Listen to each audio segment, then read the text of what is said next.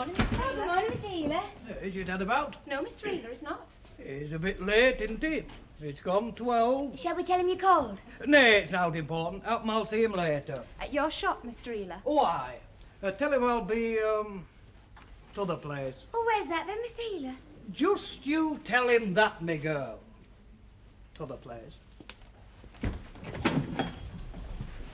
Father up yet, Maggie? Aye. Has he had breakfast yet? Breakfast with the Masons' meeting last night. Oh, he'll need reviving. Then I wish you'd go and do it. Why? Are you expecting someone? Yes, I am, and you know I am. And I'll thank you both to go when he comes. I'll go if Father's gone out, but I can't leave the counter till he does. Oh, good morning, Mr. Prosser. Good morning. Good morning, Miss Alice. Morning, Mr. Prosser. Father's not gone out yet. Oh. What can we do for you, Mr. Prosser? Well, I can't say I came in to buy anything, Miss Hobson. This is a shop, you know. We're not here to let people go without buying. Well, I'll have a pair of bootlaces, please. What size are you taking boots? 8. I've got small feet. Does that matter to the laces? Matters to the boots. Sit down, please, Mr. Prosser. Number 8's from the 3rd rack, if you please. Yes, but... You need a new pair. These uppers are disgraceful for a professional man to wear. Mr. Prosser didn't come in to buy boots, Maggie. I wonder what does bring him in so often. What's your trade, Mr. Prosser? He isn't in trade. He's a lawyer. You know what Father thinks of lawyers, Alice. We have no business for him at Hobson's. I'm terribly hard on bootlaces, Miss Hobson. Do you get through a pair a day? You must be strong. Well, I keep a little stock of them. It's as well to be prepared for accidents. Well, now you'll have boots to go with the laces. How does that feel? Oh, very comfortable. I'll put the other one on. Oh, no. No, really, I don't want to buy them. You can't go through the streets in odd boots. What's the price of these? £1. A pound? They're good boots. You don't need to buy a pair of laces today because we give them as a discount. Braid laces, that is. Of course, if you want leather ones, you being so strong and breaking so many pairs, you can have them. Only that'll be 2pence. No, thank you. These will do. And you need that old pair mending. I'll send them home to you with the bill. Thank you. Well, if anyone had told me I was coming in here to spend £1, I'd have called him crazy. It's not wasted. Those boots will last. Morning, Mr. Prosser. Good morning. Good morning. Morning. Good morning. Morning. Maggie, we all know that you're a pushing saleswoman, but I must say It'll that... teach him to keep out of here for a bit. Well, you know very well why he comes. Aye, to make sheep's eyes at you. I'm sick of the sight of him. Well, Father won't let us go courting, so where else can we meet except here when Father's out? If he wants to marry you, why doesn't he do it? Well, courting must come first. It needn't. Here. See that slipper with a fancy buckle on to make it pretty? Courting's like that, my lass. All glitter and no use to nobody.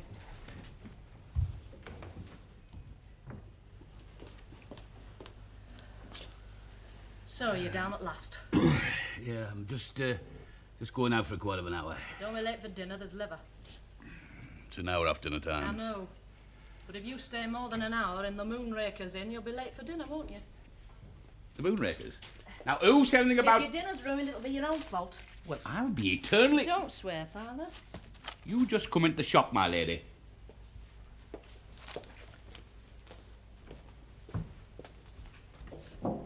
Now, listen to me, you three.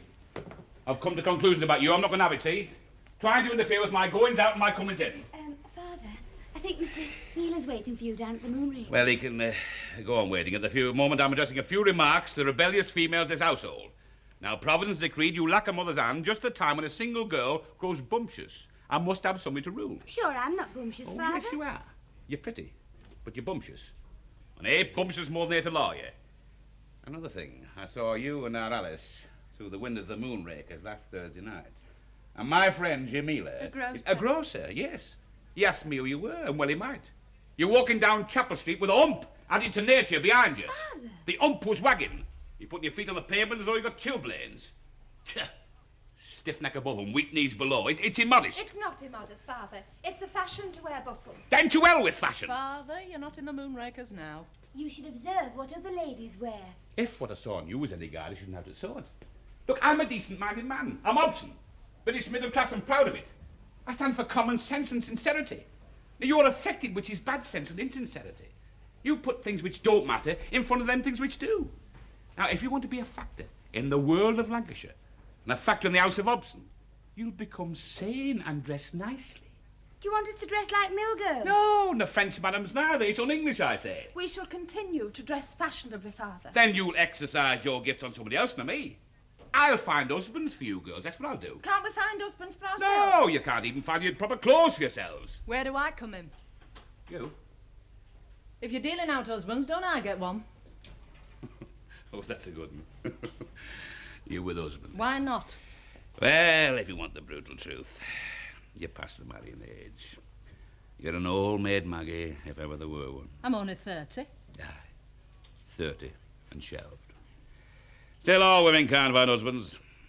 But as for you two, I'll have less uppishness from you two, otherwise I'll shove you right off my hands onto somebody else. 1 o'clock dinner. Dinner's at 1 o'clock because I say so, not because you do.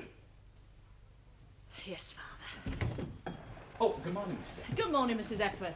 I've come about those boots you sent me home. Oh, yes, Mrs. Epworth. Take Mrs. Epworth through to the back Yes, room, this way, Father. please, Mrs. Epworth. Excuse me. Thank you.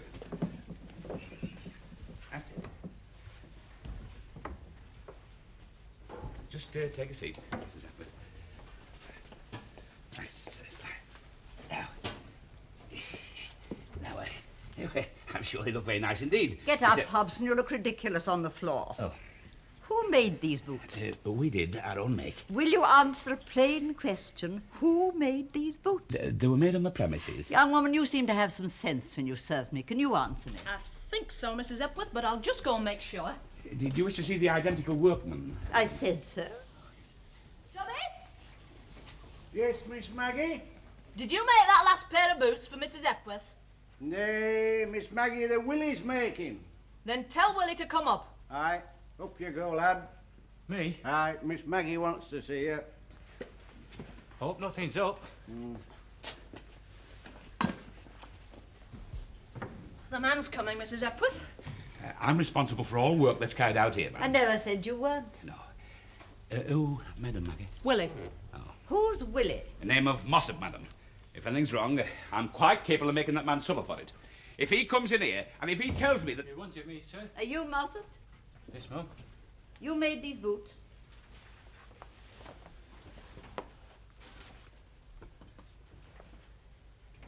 Yes, I made them last week. Take that. See what's on it? Writing? Read it. I'm trying to. Bless the man, can't you read? I do a bit. Now listen to me. I'm particular about what I put on my feet. I assure you, it shan't occur again, madam. What shan't? I don't know. And hold your tongue. Mossop, these are the best made pair of boots I've ever had. In future, you'll make all my boots. You hear that, Hobson? Yes, of course you shall, madam. You'll keep that card, Mossop, and you won't dare leave here and go to another shop without letting me know. Oh, he won't make a change. How do you know? The man's a treasure, and I expect you underpay him. Off you go, Willie. Go on. Yes, sir. He's like a rabbit. Can I take your order for another pair, Mrs. Epworth? Not yet, young woman.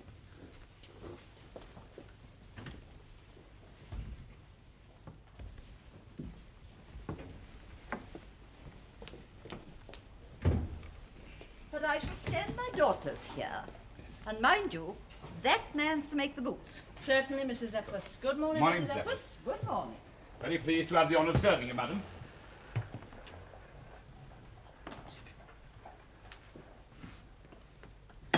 Mind her own business. What you want to go do praising a workman to his face like that for? I suppose he deserves it. Deserve me blowed. Makes him uppish. Last time you put a foot in this shop, I give you my word. Now, don't be silly, Father. Hold your tongue, you. Now, I'm going out. Dinner's at 1, remember? Look, dinner will be when I come for it and not before. I'm master here. Yes, Father. 1 o'clock.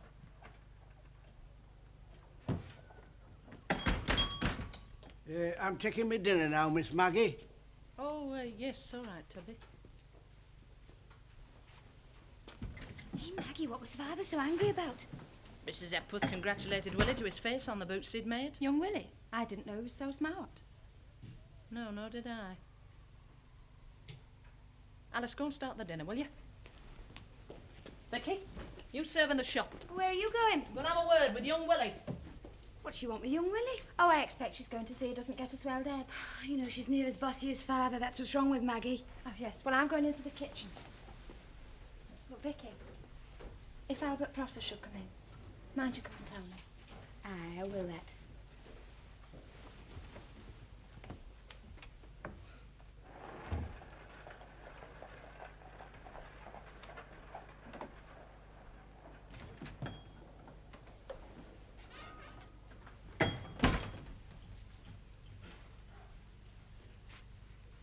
Good morning. Good morning, sir. Would you be so kind as to fetch the person that sells gentlemen's boots? Oh, I do that, sir. Do you now? Extraordinary.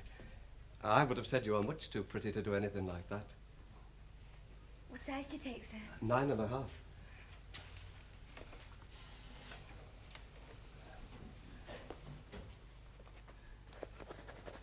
Show me your hands, Willie. They're dirty. Dirty but clever. They can shape leather like no other man's I saw. Who taught you? I learnt my trade here, Miss Maggie. Said you needed no teacher. You're a natural-born genius at making boots. When are you leaving us? Leave Hobson's? I'm not leaving till I'm made to. You're a fool! You heard what Mrs. Epworth said? Do you know the wages a bootmaker could get in one of the big shops in Manchester? I'm used to being here. Do you know what keeps this business on its legs? 2 things. The good boots you make that sell themselves, and the bad ones other people make that I sell. We're a pair, Will Mossop. You're a wonder in the shop, Miss Maggie. And you're a marvel in the workshop. Well? Well, what? Seems to me to point one way. What way is that? I've watched you for a long time. And everything I've seen, I've liked. I think you'll do for me. What does you want me for? To invest in your business idea in the shape of a man. Hey, I've no head for business at all. But I have. My brain and your hands will make a working partnership. Oh, partnership? Aye. Oh, that's a different thing. I thought you were asking me to wed you. I am. But you're the master's daughter. Maybe that's why. Maybe I've had enough of father, and you're as different from him as any man I know. But it's a bit awkward, like, you talking to me like this. I'll tell you something, Will. It's a poor sort of woman who'll stay lazy when she sees her best chance slipping from her. I'm your best chance? Yeah, that. Well, by gum, I never thought of this. Well, think of it now. I'm doing only the shock's a bit sudden, like. I've a great respect for you, Miss Maggie. You're a shapely body and you're a wonder at selling in the shop. But when it comes to marrying, I'm bound to tell you I'm not in love with you. Wait till you're asked. I've got the love, all right. Well, I've not, and that's honest. Then we'll get along without. I maybe so, but what makes it so desperate awkward is I'm talking. You what? I'm talking to Ada Figgins. Then you'll get loose and quick. Who's Ada Figgins? I'm the lodger at her mother's. The scheming hussy. It's not that Sandy girl who brings you dinner. She's golden-haired, is Ada? I'll talk to her. I know her breed. She's the helpless sort. She needs protecting. It's a desperate poor kind of woman who'll look for protection to the likes of you. Ada does. You marry her, and you'll be an 18-shilling-a-week bootmaker all the days of your life. I'm not ambitious, I know of. No, but you're gonna be. I'll see to that. I've got my work cut out, but there's the makings of a man about you. I wish you'd leave me alone, Miss Maggie. Aye. So does the fly when the spider catches him. You're gonna wed me, Will? Oh, no, I'm not. I'm sorry if I'm upsetting your plans, Miss Maggie, but... Well, what would your father say? This is what I say, Jim. A wife, Sandy thing. You don't know what property she's taken from you. Your daughters worry you, Jim. Nay, they mostly do as I bid them. But Mrs. does leathering if they don't. I was grateful for the quiet when my Mary fell arrest. And no mistake now. Dominion of one woman's paradise compared with the dominion of 3. The best thing you can do, Henry, is to get them wed. I thought that the trouble is to find men. Hey, men's common enough. And are you looking for angels in breeches? I'd like my daughters to wed temperance young men, Jim. Cost a bit than ours. Oh, I'll get me hand down for wedding, all right. Hey, a war man like thee will have to do more than that. There's things called settlements. Settlement? Aye, you've got to bait your hook to catch fish, Henry. Oh, then I'll no and go fishing. Oh, you just What? What changed my mind? What settlements, indeed? Well, you save the keep when they wed. Ah, there's none of them big eaters. And the wages. Wages? You think I pay my own daughter's wages? Think I'm a fool? It's all off there. Hey, from the minute you mentioned that word settlements, it was dead off. Ah, well, I reckon it was a bit much to find husbands for all three on 'em. Oh, two, Jim, two. Two? Alice and Vicky are not but window dressing, but Maggie is a bit too useful to part with. Besides, she's a bit on the ripe side for marrying his own Maggie. I'm marrying Will, and that's that. You spoke too late, Miss Hobson. Will and me's talking. That's the past. It's the future I'm looking to. What's your idea for that? If it's a likelier one than mine, I'll give you best and you can have the lad. Well, I'm looking to him to make the future right. Oh, it's as bad as I thought. Willie, you wed me. But it's daylight robbery. Aren't you going to put up a better fight for me than that? You wait till I get you home. I'll set my mother on you. Oh, so it's her mother made this match. She had above a bit to do with it. I've got no mother, Will. You need none either. Well, Miss Figgins, can I sell you a pair of clogs? No, nor anything else. Then you've no business here, have you? Are you going to see me ordered out? It's her shop, Ada. When it comes to a parting, it's best to part sudden and no whimpering about it. I'm not whimpering, and I'm not parting neither. But he'll whimper tonight when my mother sets on him. You come home tonight, my lad, to a thick ear. I'd really rather marry Ada Maggie if it's all the same to you. Because you're afraid of her mother? Yes. Well, you needn't be, because you'll not go home tonight. Not go? You've done with lodging there. You'll lodge with Tubby Wadlow from now on, and Tubby can go round to Mrs. Figgins for your things. You mean I don't have to go back there no more? No. Hey, that's a relief. You do manage things, Miss Maggie. And now you can go round to the church and see about putting up the banns for us too. Bands? But I haven't got used to the idea yet. You'll have 3 weeks to get used to it in, lad. Now you can kiss me, Will. Hey, that's forcing things a bit and all. It's like saying I agree to everything a kiss is. Yes. Well, I don't agree yet. Come on. Do as I tell you, Will. With him here? Yes. I couldn't. What's the matter with him? Oh, he's a bit upset because I've told him he's to marry me. His dinner cooking nicely. You're going to marry Willie Mossop? You've kept it pretty quiet, haven't you? You know about it pretty near as soon as Willie does himself. Well, I don't know. Now, look here, Maggie. You're mistaken if you think I'll own Willie Mossop as a brother-in-law. Is there some disgrace in him? Well, I had hopes of Albert Prosser, but not if you wed Will. You'll wed Albert Prosser when he's able. And that'll be when he spends less on laundry bills and hair cream. Hey, what about that dinner? It's ready in 2 minutes. Look, you said 1 o'clock. If you wash your hands, it'll be ready when you are. I will not wash my hands. Don't always such finicky ways, and well you know it. Father, what's your opinion of Willie Mossop? Oh, decent enough lad. Not against him that I know of. How would you like him in the family? Whose family? Yours. I'm going to marry Willie, Father. Marry? You? Mossop? You thought me past the marrying age. I'm not, that's all. Look, I'll have no husbands here. But you said... I've changed my mind. There's far too much expected of fathers nowadays. Look, there'll be no weddings here. But, Look, you two go and get my dinner ready and talk less. I'm the right temper to be cross today. Go on, off you go.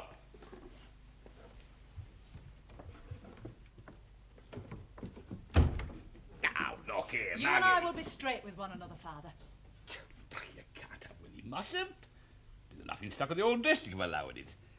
Besides, it's hardly decent at your time of life. I'm 30 and I'm marrying him. And now I'll tell you my terms. You're in a nice position to stay at terms, my girl. You will pay my man the same as before. And you'll pay me 15 shillings by the week. Do you think I'm mad, brass? You'll soon be made a less if you let Willie go.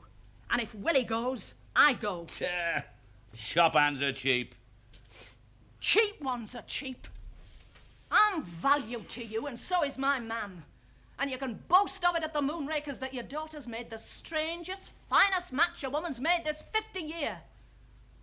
And you can put your hand in your pocket and do what I propose.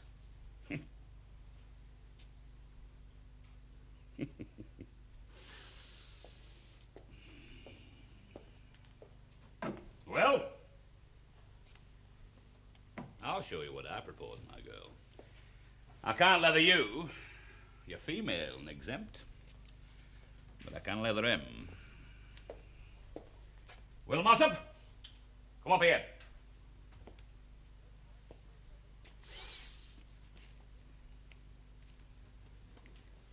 You've taken up with my Maggie, I hear. Nay, she done the taking up. Well, either way, you've fallen on misfortune, Willie. Love's led you astray, and I feel bound to put you right. What's this, Maggie? I'm watching you, my lad. We must beat the love from your body, Willie. And every morning you come here with love still in you, you're going to get a leathering. You're making a big mistake, Mr. Hobson. You must put aside your weakness for my Maggie if you were liking for a sound skin. I'm not wanting now, Maggie. It's her that's after me, but you touch me with that strap, and I'll take her and I'll stick to her like glue. Well, there's only one answer to that kind of talk. Well, I've only one answer back. Maggie, I didn't kiss you before. I shirked it. But by gum, I'll kiss you now. And I'll take you, and if Mr. Hobson touches me with that strap, I'll take you out of here and we'll set up in business for ourselves. Willie! I knew you had it in you, lad.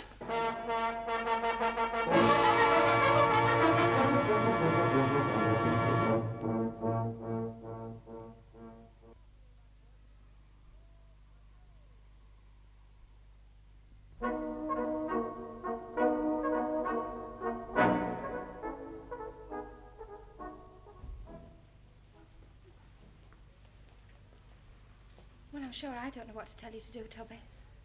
Well, your father will play old Harry if he comes down and finds us doing nought. Well, he's at the Moonrakers, as usual. And no one seems to want any boots made. Our class trade has dropped like a stone this last month since Willie left. Of course, we could go on making clogs for stock if you like. Then you'd better. Well, it won't pay rent, let alone wages, but if clogs are your orders, Miss Alice. No, you suggested it. Nay, I've made remark, but I'll not be responsible to master with his temper like it is since Miss Maggie left. Oh, dear. You don't help me much for an intelligent foreman. When you tell me what to do, I'll use me intelligence and see it's done properly. Then make clogs. Them's your orders? Yes. Thank you, Miss Alice.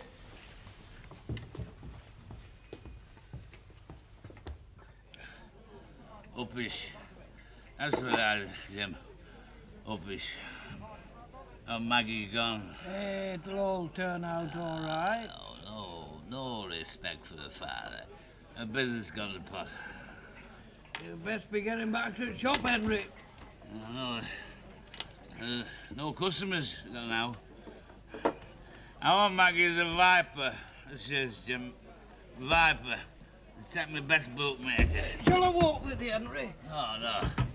I think I've had too much. Is that it? I let go of the heart there. Never like be said Hobson can't find his own way, his own steam.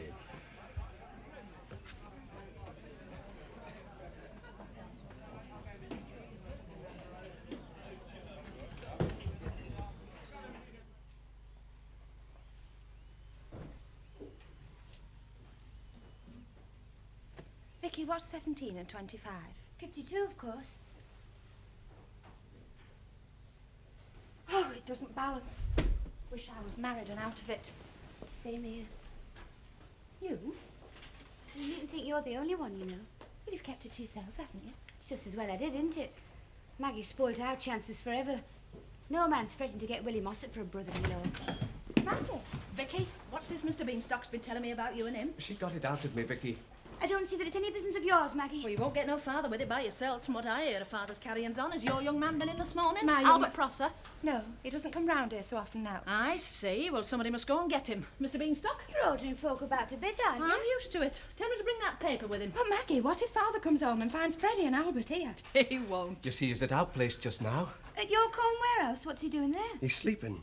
You see, we've got a salad trap at our place which opens in pavement, and your father wasn't looking very carefully where he was going. He fell into it.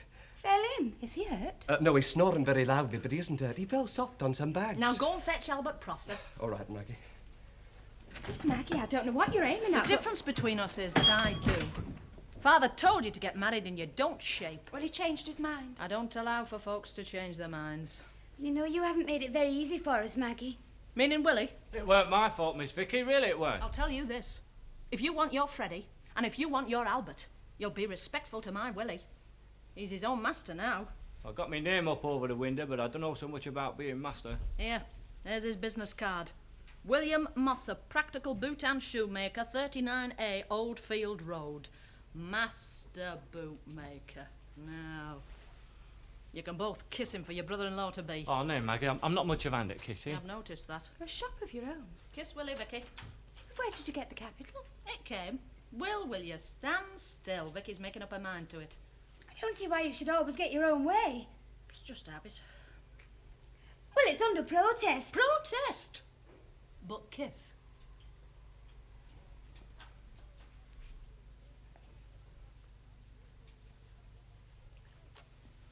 Your turn now, Alice. Very well. There's more to kissing young women than I thought. Well, don't get too fond of it, my lad. Well, I hope you're satisfied, Maggie. Now perhaps you'll tell us what you came about. To put you in the way of getting wed. Hey, why are you walking around in your best clothes on a working day? Not a working day with us, it's a wedding day. You've been married this morning. Not us. I'll have my sisters there when I get wed. It's at 1 o'clock at St. Phillips's, and we'll expect you at home tonight for a wedding spread. That's asking us to approve. You've approved already. You've kissed the bridegroom, and you'll go along with us. Father's safe where he is. And what about the shop? Oh, Tubby can see to the shop. Oh, reminds me, Vicky. Some rings in a drawer over here. Brass rings? Yes, I want one. Not for a wedding ring. Why not? Will and me aren't throwing money around.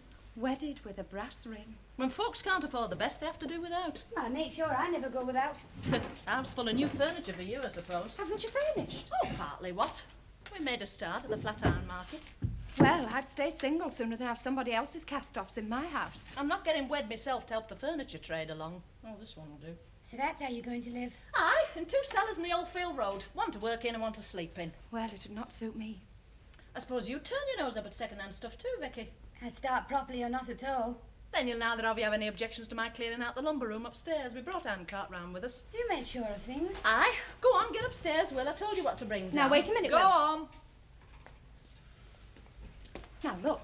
If you're claiming any of that furniture out of your old bedroom, let me tell you it's my room now, and you'll not budge a stick of it. I expected you'd promote yourself, Alice, but I said lumber room. There's a 2-3 broken chair in the attic and a sofa with all the springs gone. You'll not tell me they're of any use to you. Nor to you either. Will's handy with his fingers. He'll put in this afternoon mending them. Cast-off furniture. Aye. And when me and Will are richer than the lot of you put together, it'll be a grand satisfaction to look back and think how we were when we began. Hey, up. Hey, just a minute, Will. You know these chairs are not so bad. Well, you can sit on one tonight and see. Mended up, they do very well for my kitchen when I'm wed. Yes, mine too. I reckon my parlour comes in front of your kitchen, though. Come on, Will, get those chairs on the cart.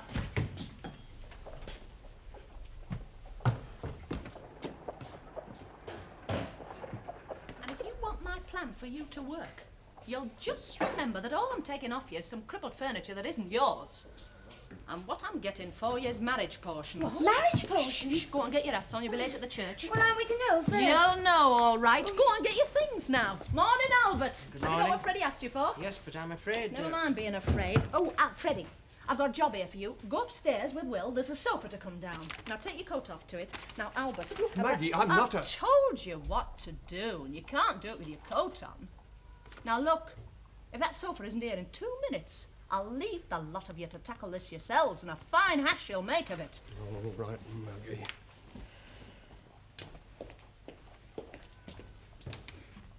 Do you call this English? Legal English, Miss Hobson. I thought it weren't the sort we talk in Lancashire. What is it when you've got behind all the whereases and aforesaids and to wits? It's an action against Henry Horatio Hobson for trespass on the premises of Jonathan Beanstalk and Company corn merchants, with damage to certain corn bags caused by falling on them, and further damage is claimed for spying on the trade secrets of the aforesaid. Well, I'll take your word for it. Now, I've made this out to your instructions, Miss Hobson, but I'm far from saying it's good law, and I'm not keen on going into court with it. Nobody asked you to. It won't come into court. Hey, what's the time? It's 1:45. Girls, if you're late for my wedding, I'll never forgive you. That's it now, lad. Get your coat on. Freddie, take this document and put it on my father in your cellar. Now? Yes, of course, now. He might waken any time. Well, aren't I to come to the church? Yes, if you can do this quick enough to get there before we're through. All right, Maggie. Go on. What about that handcart? Are we to take it with us? To church? You can't do that. I'll take it home. And leave me waiting for you at the church? That's not for me, my lad. You better take it to our place, Albert.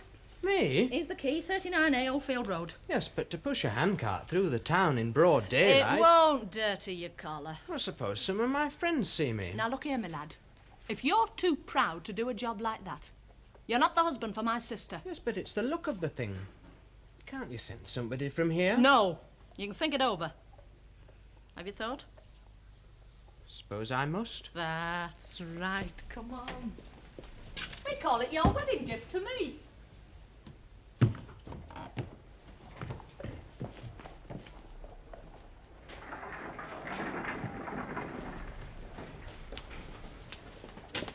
Toby? Oh. Hey, Will. You not had much to say for yourself today. How's feeling, lad? I'm going through with it, Maggie. I'm wrought up to a point. I'm ready. It's church we're going to, not the dentist. I know you get rid of something at the dentist. It's taking something on to go to church with a wench and Lord knows what. Now, the parson's going to ask you, will you have me? And you'll answer truthfully or not at all. If you're not willing, just say so now. I'll tell him yes. And truthfully? Yes, Maggie. I'm resigned. You're growing on me, lass. Why, it's Miss Maggie. Good morning, Tubby. Will you look after this shop? We're all going out for a while. Why, of course, Miss Maggie. We're ready, Maggie. And about time you were. It's not your wedding you're dressed for, you know. Not yet. You got the ring, Will? I have. Do you think I'd trust him to remember?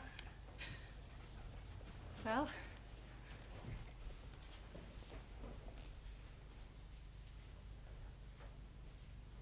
Come on, lad.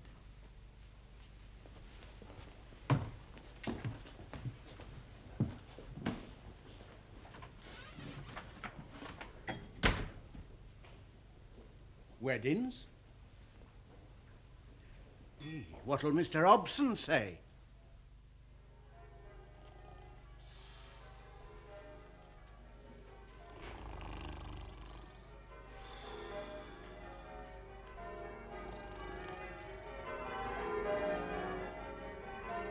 And so I give you the bride and bridegroom. Aye, I second that. The bride and Bride and bridegroom. bridegroom. Health and happiness. That was very good, Harold. It is a pleasure for us to see you here tonight. It is an honour you do us. And speaking for my wife and for myself, I assure you that the... Generous. Oh, that's it. That the generous warmth of sentiment so cordially expressed by Mr. Prosser and so enthusiastically No, it's wrong road round. So cordially expressed by Mr. Prosser and so enthusiastically seconded by Mr. Beanstalk will never be forgotten by my life partner and self. And I would like to drink this toast to you in our own house, our guests, and may you all be married soon themselves. Our guests. Our guests. Our guests. A very nice speech indeed, Will. Who taught you, Will? Oh, I've been learning a lot lately. I'm educating him. Very apt pupil, I must say. He'll do. Another 20 years, and I know which one of you three men will be thought most of at the bank. Oh, that's looking ahead a bit, Maggie. Well, you've started off all right, haven't you? Shop of your own and so on. I was wondering where you'd raised the capital for all this, Maggie. Aye? You mustn't call it my shop. It's his. Do you mean Willie raised the capital? We had help. Ah. Well, it's a mystery to me where you got it from, Maggie. Same place as the flowers, Albert. Hot house, I see. I was wondering where they came from. Same place as the money, Albert. Oh. Well, I think we ought to be getting along then, Maggie. I shouldn't marvel. I reckon Tubby's a bit tired of looking after the shop by now, and if Father's woken up and come in. Yeah, well, that's it. I'm a bit nervous. He'll have an edge on his temper. Come on, put your hats on. Here. We'll be needing this table, Will, when they've all gone, so you better be clearing the pots away. Yes, Maggie. Do you mean... Oh, Lord. And you two can just lend him a hand with the washing up. Me? Wash pots? Hey, Maggie, we're guests. I know. But they laughed at Willie. And washing up will maybe make 'em think on that it's not allowed.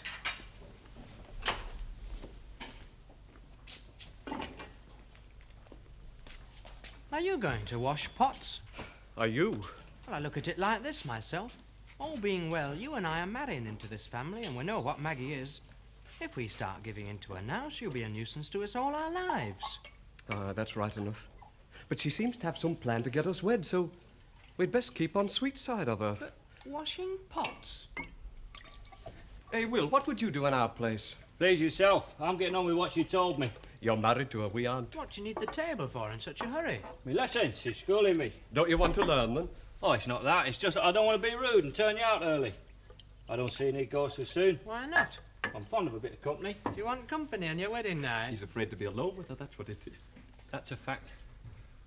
I truly own I'm feeling a bit awkward like. And I'd be very much obliged if you'd stay on and help thaw the ice a bit. But you've been engaged to her, haven't you? I know, but it weren't for long, and well, Maggie's not the sort of girl you get familiar with. You've had quite long enough to thaw the ice. It's not our job to do your melting for you. No. Fred, these pots need washing. We will wash them. Fred, how would you like it with a girl like Maggie? That's not the point. It wasn't me she married. It's that being alone with her that worries me. Have you broken anything yet, Albert? Broken? No, of course not. Too slow, I expect. Aren't you surprised to find us doing this? Surprised? I told you to do it. Who's that? Someone who can't read, I reckon. Young, that card on the door, Will. Aye, business suspended for the day, it says. That's nice. Are you there, Maggie? It's Maggie, you can't find us. What's the matter? What's the matter? You're frightened of me. Well, I think all things being considered... All right, then, into the bedroom, the lot of you. I'll shout when I want you. After he's gone, Maggie. It'll be before he's gone. Not you, Will. And don't forget, you're master here.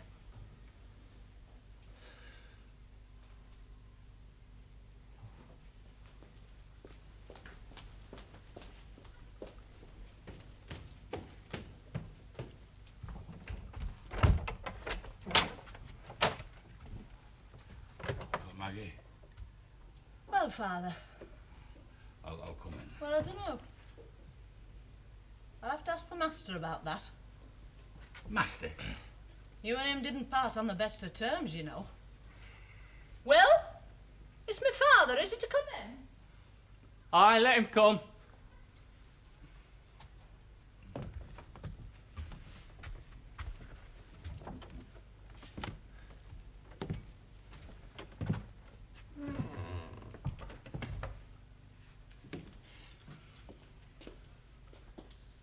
I'm right down glad to see you, Mr. Hobson. Sort of makes the wedding day complete, like you being a father. And I hope you see your way clear to stay in a good long while. Well... That's enough now. Well, there's no need to overdo it. You can sit down for 5 minutes, Father. There's no but tea to drink and this no pot stewed. I'll make some fresh. No, you won't. Father likes his liquids strong.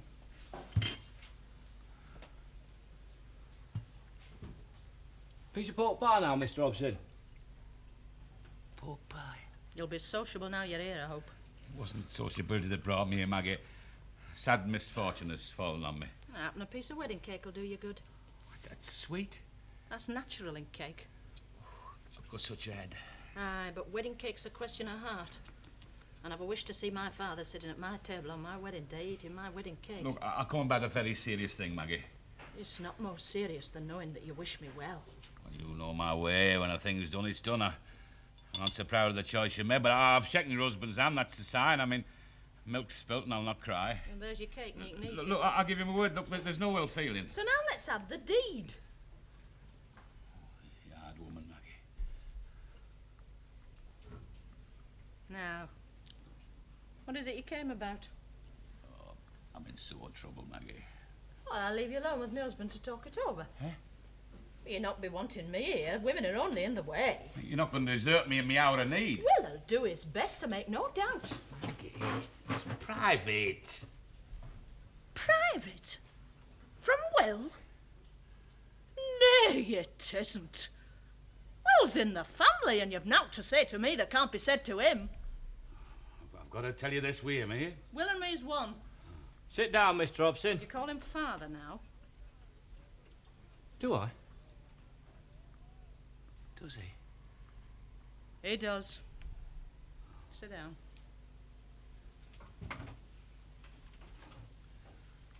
Now, father. We're ready when you are. What's the matter? That's here. That's what's the matter. What is it, Will? Ruin, that's what is ruin and bankruptcy. Am I Vickers, Warders and Phillips, or am I not? Am I Hobson of Hobson's boot shop in Chapel Street, am I not? Am I the father of a family, am I not? For damages for trespass, I see. Stab in the back, it's unfair, it's un-English. Kept away from lawyers all my life, always hated lawyers. Oh, now they got the chance to make me bleed for it. Good, they'll squeeze me dry for it. My word, and that'll be something like a squeeze and all. Do you think it'll get in the paper, Maggie? Oh, aye, for sure. You'll see your name in the reporter, Father. More than that. When ruin and disaster overwhelm a man of my importance, it just won't be the reporter who makes note of it. It'll be recorded in the Manchester Guardian for the whole of Lancashire to read. Think of that. To have your name in the Manchester Guardian. It's almost worth being ruined for the pleasure of seeing your name in a printed paper. I know it's there for others to read beside me. You're right. I never thought of that. It's mostly for other folks' troubles that people read the paper for.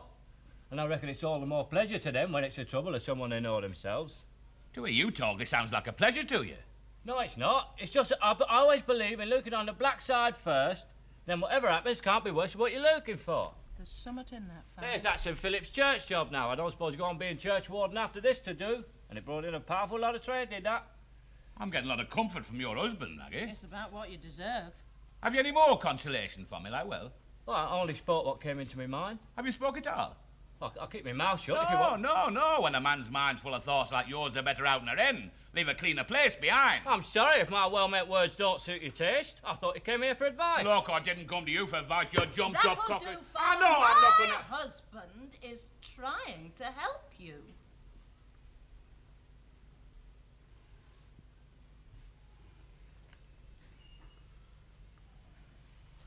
Yes, Maggie. Now, about this accident of yours. Yes, Maggie. It's the publicity you're afraid of most. It's been brought into a court of law at all. Me that's voted right all my life and a sound supporter of Queen and Constitution. Then we must try and keep it out of the court. I've heard of cases being settled in private. No, the worst that it's done amongst themselves in lawyers' offices behind locked doors so they can twist twice as hard in private as they're to do in public. Cost a fortune to settle this in private. Oh, make no doubt it's going to cost you something. But you'd rather do it privately than publicly. Funny, but not in a lawyer's office. Well, we can settle with a lawyer out of his office. Eh? We can settle with him here. Albert? What's going on? This is Mr. Prosser of Prosser, Pilkington and Prosser. He is? Yes. You're a lawyer? Yes, I'm a lawyer. What, at your age? Come on out, all of you. Alice. Vicky. Family gathering. This is Mr. Beanstalk and Company. How do you do? What here? When you've got something to settle, you need all the parties to be present. Look, I wish you'd explain before my brain gives way. It's quite simple. I got them here because I expected you. Why'd you expect me? Because you're in trouble. What's it got to do with Alice and Vicky? What are they doing here? Hey, what's happening to the shop? Tubby Wadlow's looking after it. Is it Tubby Wadlow's job to look after the shop? Well, there's nothing much else to do. Business is so slack since Maggie left. And you decide where you just put your hat on and walk out? They came because it's my wedding day, Father. It's reason enough. And Will and me'll do the same for them. A good few years before there's another wedding in this family, I'll give you my word. Hadn't we better get to business, sir? Hey, you, don't abuse a noble word, you.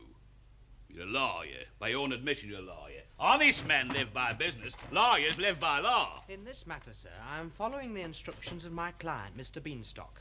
And the remark you have just let fall, before witnesses, appears to me to bear a libelous reflection on the action of my client. Oh, so it's libel now. Isn't trespass enough, you blood-sucking... One moment, Mr. Hobson. You can call me what you like. Look, and I will call you what I I wish like. to remind you, in your own interest, that abuse of a lawyer is remembered in the costs.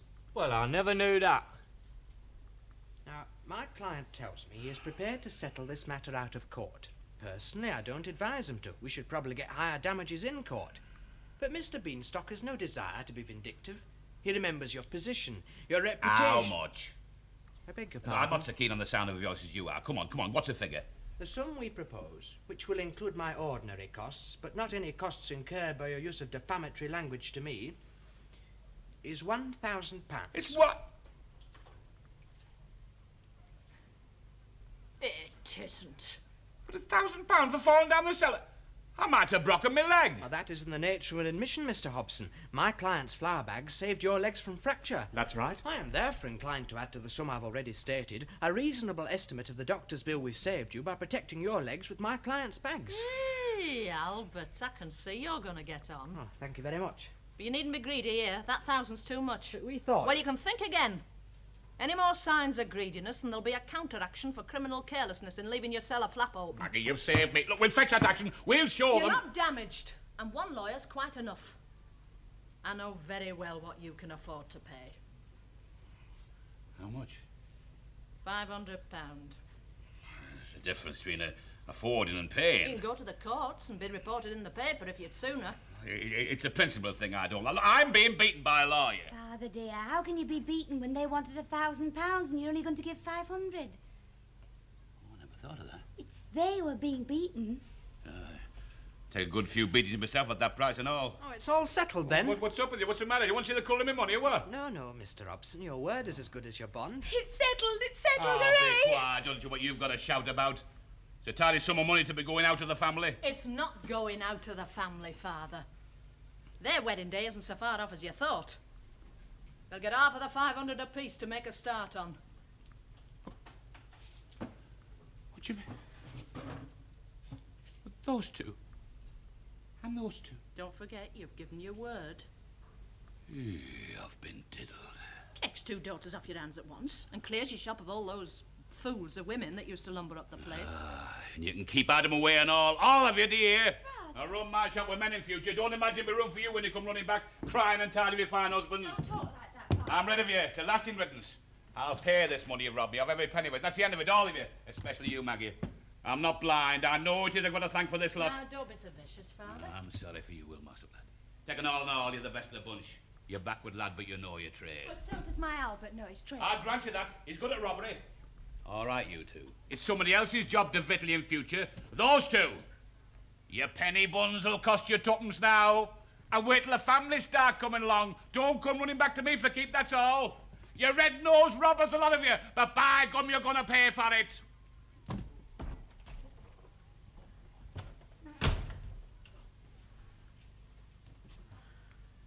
You better arrange to get married quick. Alice and Vicky will have a sweet time with him. Can they go home at all? Why not? Well, after what he said. Did not remember half of that. He's for the moonrakers now, if they're still open. What's the time? Time we were going. You'll be glad to see the back of us, Maggie. No, I wouldn't dream of asking you to leave. Then I would. Here are your hats now. Thank you very High time we turned you out. Good night, Maggie. Good night, Vicky. Good night, Alice. Good night, Maggie. Good night. Oh, and thank you. Oh, that. I'll see you again soon.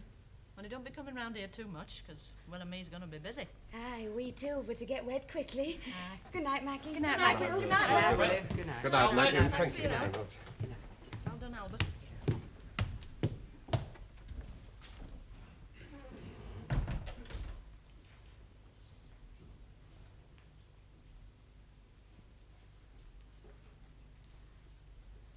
Now then, my lad. You heard what I said about you tonight. In 20 years' time, you're going to be thought more of than either of your brothers-in-law. I heard you say it, Maggie. And we're to make that good. They've a terrible long start on us. But you've got me. Come and get your slate now, lad. I'll clear this table proper.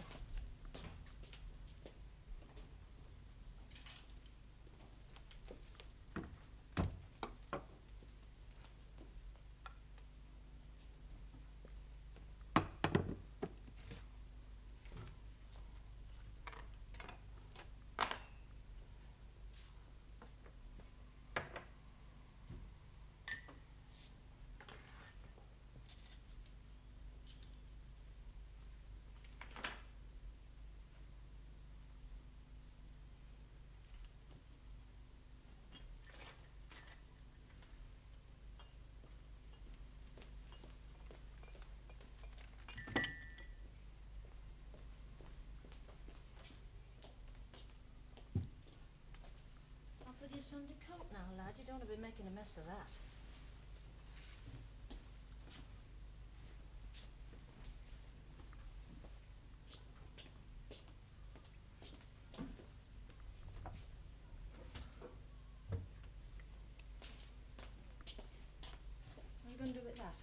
It's later. Let's have a look first. It's what you did last night at Tubby's. Yes.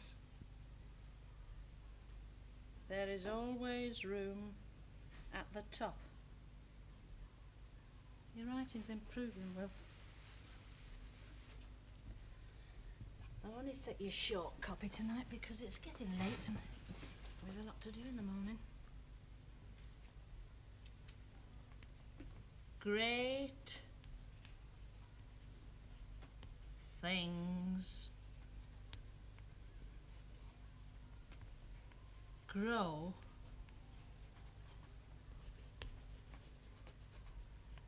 from small. Well, lads, sit down there and copy that.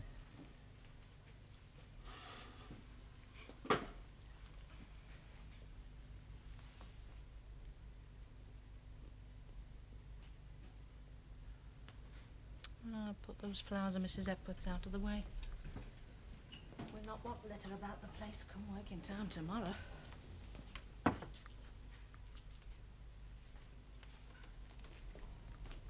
Where you going with that? I thought I'd pressed it in my Bible for a keepsake, Will. I'm not beyond liking to be reminded of this day.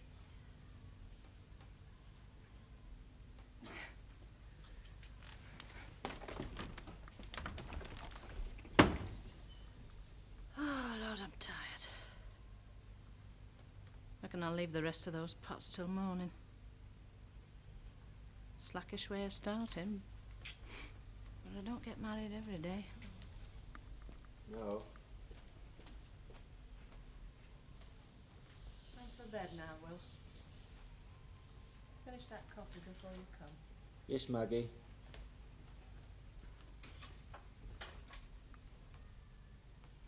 Great things grow from small.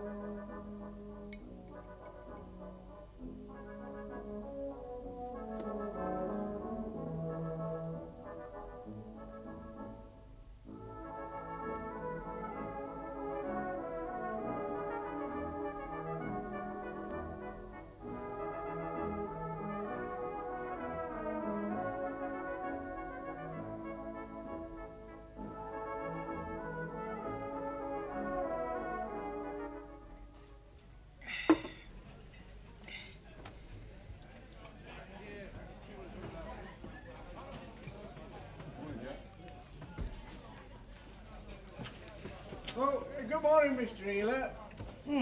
Tubby, what are you doing here? Well, I thought I'd best come and see if you was here. Well, what's happened? Oh, it's Mr. Hobson. He's not well. He sent me for the doctor. Oh, is it serious? Aye, well, if you ask me, it is. Which way? Whichever way you look at it. He's not his old self. Shop's not his old self, and there's naught for me to do there but making clogs. Aye, business is bad, and I'm not telling you any secrets when I say it. Do his doubters know he's ill? Nay, not yet. I thought I'd best go and tell him, you know. They haven't been near their dad since they got married, and that's nearly a year ago. Be a pity if aught happened at shop. Aye. And who's to blame if it does? I don't think you ought to discuss that with me, Tubby. Why not? I'm an old servant at Master's, and I'm sticking to him when everybody's calling me a damn fool for not looking after Tubby Wadlow first. And if that doesn't give me it right to say what I please, I don't know what does. They say in Chapel Street as Willie Mossop sometime. Aye, it is hard, did Willie, but we'd have got around that in time. Nay. It's temper and obstinacy what's ruining its shop. Tact, that's what the master don't have. Now, Miss Maggie, she was a marvel. Aye, you're right there. She's not slavish, mind you. She stood up to customers, and she had a way with her of selling goods and making them come again for more. Now look at us now. Men assistants at shop. Cost more than women? It cost? It'd be dear at any price. Here, now look here, Mr. Ely, take yourself now. When you go to buy a pair of boots, do you want to be tried on by a man or a nice, soft young woman? Well, there you are, you see, it stands to reason, it's on a human nature. But there's two sides to that, Tubby. What about the ladies? Ladies, what are ladies? Wants to be tried on by their own sex. Nay, it's good class trade that pays, and Hobson's has lost it. Aye. My daughter should be here, Jim. And not... No, married. I'm deserted by him. I'll die deserted. Perhaps they'll be sorry for the way they treated me. Hey, what's all this about dying? When Dr. McFarlane comes, we'll know how near the end is. It's all very sudden. You've never been ill in your life. Oh, no. It's all been saved up, Jim. It's all come at once. What are your symptoms? Oh, it's all one symptom. Head to foot. Frightened myself, Jim. That's the trouble. Frightened. Had to throw a razor through the window. Had to do it to cut my throat. Hey, come off it, man. No, I'll never trust myself again. I'm going to grow a beard. If I live. Hey, you'll cheat Undertaker, Henry. Oh, what's the point? Now left to live for. What do you see when you come in through the shop? 6 customers. 4. Well, 2. I mean... Anybody. And my assistant. Was he so much as selling the bird clogs?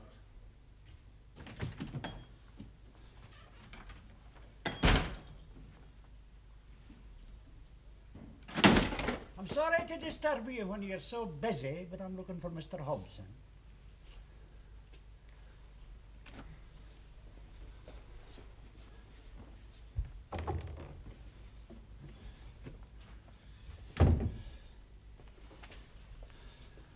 Morning, gentlemen. Where's my patient? Here. Here. Up! Looks like it. And I've been called up to deliver a patient that isn't in bed. Are you Mr. Hobson? Certainly not. I'm not ill. There's not much to choose between ye. You both got your fates written on your faces. Do you mean that I mean that he has. And you will. Hey, look, will you attend to me? Yes. Now, sir. I've never been in a bad way before this morning. I've never needed a doctor before. You've needed, but you've not sent. But this morning... I can. Fine. Any fool would ken. Hey? Any fool but one fool, and that's yourself. You're damn polite, aren't you? If you want flattery, I dare say you can get it from your friend. I'm giving you my medical opinion. Look, I want your opinion of me complaint, not me character. Your complaint and your character are the same. Well, look, you kindly separate the two and you'll tell me. I'll tell you nothing, sir. I don't diagnose as my patient's wish, but as my knowledge directs. Good morning to you. But you've not diagnosed. Sir, if I am to interview a patient in the presence of a third party, the least that third party can do is to keep his mouth shut. Hey, Jim, lad, you better go. If there's other doctors, Henry. No, we'll keep this one. He's got to be taught a lesson, he has. I mean, Scotchmen can't come over Lancashire, that's this road. Oh, well, if that's it, I'll leave you. You go, Jim. I can bully as good as any foreigner. That's better, Mr. Hobson. Will you unbutton your shirt? Hey, no hanky-panky now.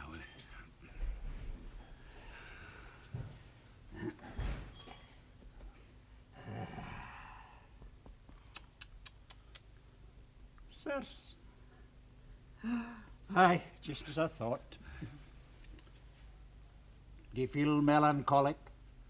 Depressed? Question was whether the razor beat me or I beat razor. And do you seriously require me to tell you the cause? Well, that's what I'm paying you brass for. Chronic alcoholism. If you know what that means.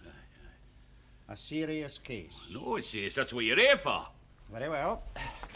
I'll write you out a prescription. Hey, stop that. What did you say? No, none of your druggy smoke for me. Mr. Hobson, if you don't mend your manners, I'll certify you for a lunatic asylum. Do you know that you have drunk yourself to within 6 months of the grave? You will take this mixture, and you will practice total abstinence in future. Oh, I'll do not the sort.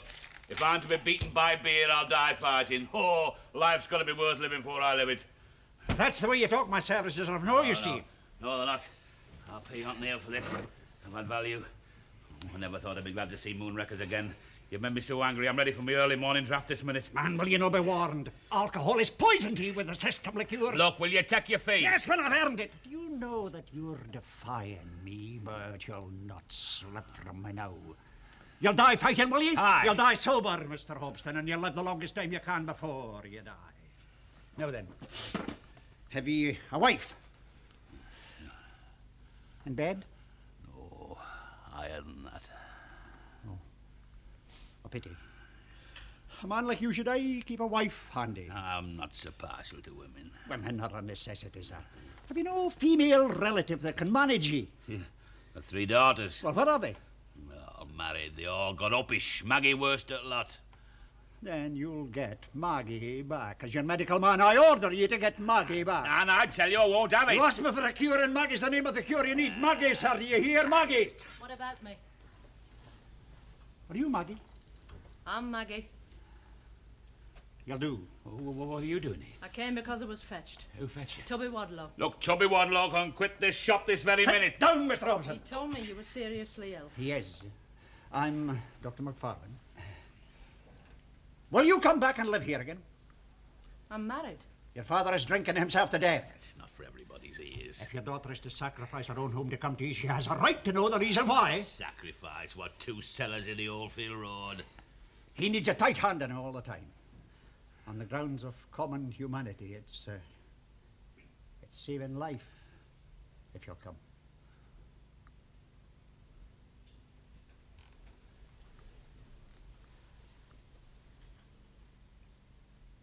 I might. Nay, but will ye? You've told me what you think. The rest's my business. That's right, Maggie. I don't teach you to interfere in other people's private affairs. Now you can go, Dr. McFarlane, with your tail between your legs. On the contrary, I'm going with a profound conviction that I'm leaving ye in excellent hands. Here's one prescription. The other 2 are total abstinence. And you. Good morning.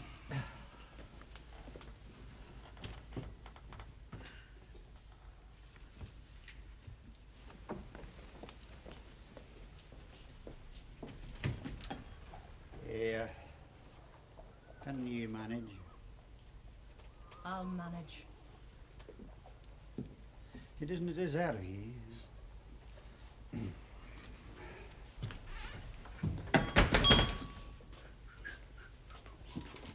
Oh, Tubby. Go to Ella's and have that made up, will you? Oh, yes, Mrs. Mossop. How is your father, Mrs. Mossop? He's not well, Tubby. You want me to talk to him now, Maggie? Nay, lad, I need a word with him first. It's a good idea to be looking at that stock, though. See what's there and what's been sold of late. I've started on it, Maggie. Maggie, I can't be abstaining. You can. If I come here to make you. You coming? I don't know yet. I expect no holiday existence with you here to keep in health. But if Will tells me it's my duty, I'll come. Ah, you know asking Will's only a matter of form. He doesn't wear the breeches of your house. My husband's my husband, Father, so whatever else he is. And my home's my home. And all and what you said of it just now to Dr. McFarlane is the thing you'll pay for. It's no gift to a married woman to come back to the home she's shut of. You're talking straight, and I'm going to talk straight. When I'm set now. You were coming here. I didn't want it when Doctor first mentioned it, but I'm going to need you now. It's been my daughters I'll be crossing me. You come and look after me. I don't know, Father. I'm not your only daughter. You've been here long, Maggie? A while. Well, you look all right, Father. You've quite a colour. I'm very ill. He's not so well, Alice. The doctor says that one of us must come and live here to look after him. Well, I don't think I can be expected to come back to this after what I've become used to. Is that what marrying a fashionable solicitor has made you? It ought to be you, Maggie. You're the eldest. Father. Oh, Father, you're ill. Oh, thank you, my baby. That's to find a daughter really cares for me. Of course I care for you. Why don't the others... Look, you'll come and live with me, won't you? What? One of us is needed to look after him. Oh, it can't be me. Why not? I'm going to have a baby. I don't see that rules you out. It might happen to any of us. Maggie. What's the matter? Children do happen to married women. Well, I'm not breaking up my home, and that's flat. My child comes first with me. I see. So Father can drink himself to death for all you care. You know very well it's your duty, Maggie. Anyway, I should think it'd be a pleasure for you to come and live back here after a year in those cellars. It's not for me to decide. It's for my husband. Oh, that's absurd. Will hasn't the spirit of a louse, and you know it as well as we do, Maggie. Will's come on since you saw him last, Vicky. I'll go and see what he says. And you, Father, go and put your collar on. Put a collar on for Will Mossop? Something wrong with your sense of proportion, my girl. He's wearing one and you do the same. I'll have him treated with respect or else I'll go home. I expect you'd put a collar on in any case, wouldn't you, Father? Of course I put a collar on. I was going to put a collar on.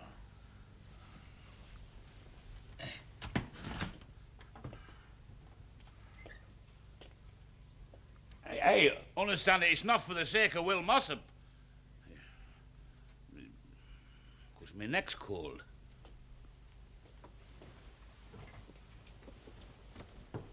Well, I'm not coming back here. No, me. But listen, Alice, we'll have to be careful. What about?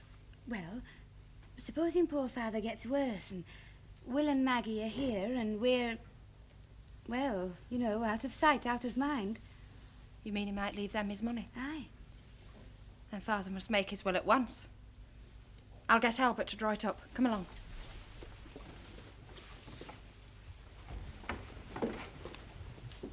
What are you doing up there, Will? Looking over the stock. It's Father's stock, not yours. That's so, but if I'm to come into a thing, I like to know what I'm coming into. Oh, you're coming into it then, are you? Now, Maggie, go and get your father and be sharp. I'm busy at my shop. I can't spend all day here. Yes, Will. You, young man, go and take your lunch. It's been a good business in his days, Hobson. It's a good business still.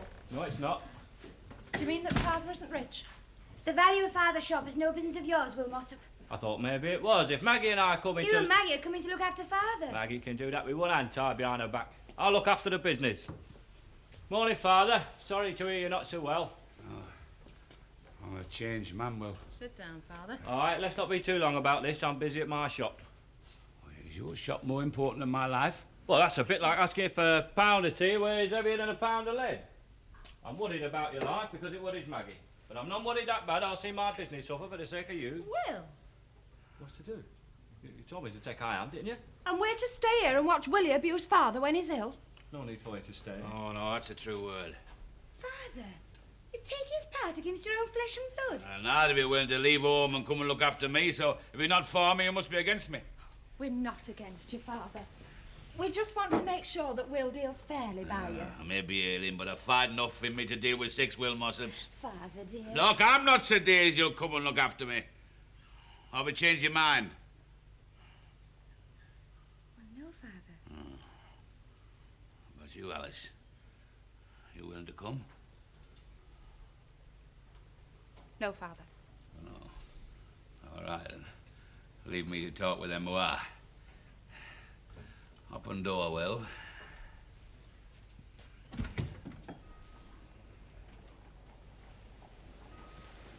We'll be glad to see you here at tea time on a Sunday if you'll condescend to come sometimes.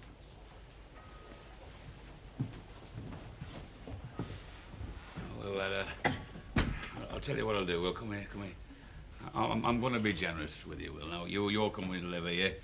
You can have a back bedroom and Eustace's sitting room with me. Maggie can look after the house, and if she's any time on hand, she can give hand in the shop. You, Will, you can have your old job back at the old bench in the cellar at 18 shilling a week. And me and you will go wax on the cost of the housekeeping. Well, there isn't handsome, I don't know what is. Well, I'm finding half the keep for your wife. Come on, Maggie, we're wasting time. We're wasting time? It's a shop of his own to see to, Father. You're offered a job in Hobson's. You don't worry about a wretched shop and a wretched cellar. We've been in yon wretched cellar for over a year now. Do you know what we've done? We've paid back Mrs. Epworth what she loaned us for our start, made a bit of brass on top of that. We got your high-class trade going downhill till all you sell is clogs. Now you're on your bended knees to her to come and live with you, and all you do is offer me my old job back at 18 shillings a week. Your daughter married me and set about my education, and now I'll tell you what I'll do. I'll shut my shop and I'll transfer my business here. But what I'll do that's generous is this. I'll take you into partnership, provided you're a sleeping partner at half shares and you don't try to interference on with me. Partner? What, you here? William Mossop, late Hobson, that's the name this shop will have. Wait a bit, Will, I don't agree to that. Oh, so you piped up at that. Hey, well, a minute, I want to know if I've taken this in proper.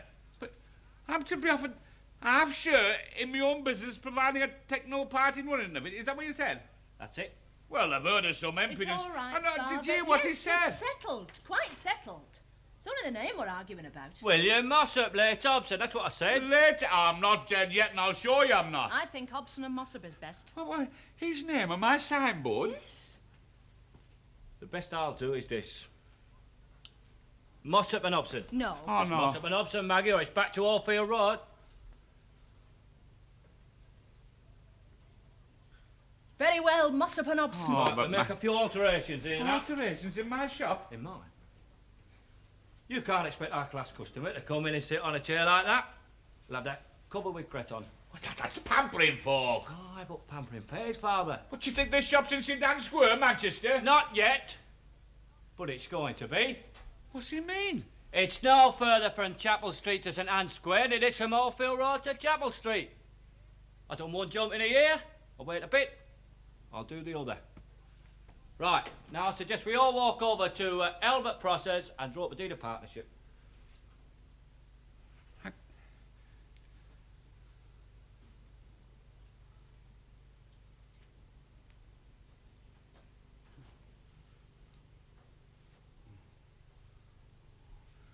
I'll go and get me hat.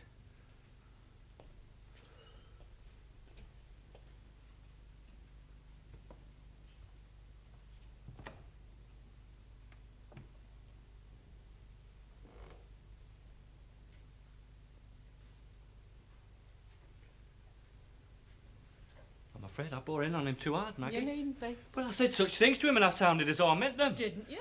Did I? Yes, I did. It was you who told me to be strong. You did all right, lad. I've got other improvements in mind, I know. You don't do that without consulting me. I'll do this, lass. What do you do? Hey! Leave my wedding ring alone. You've worn that brass one long enough. I'll wear that ring forever, Will. Yeah, but I'm for getting you a proper one, Maggie. I'm not preventing you. I'll wear your gold one for show. But that brass stays where you put it. And if ever we get too rich or too proud, we just sit down together and take a long look at it.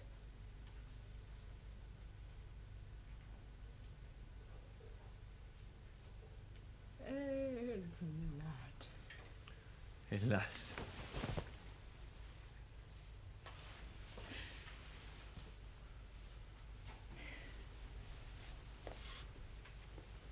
Are you ready, Father? Yes. Well, come on. Come along to Albert's then. Yes, Maggie.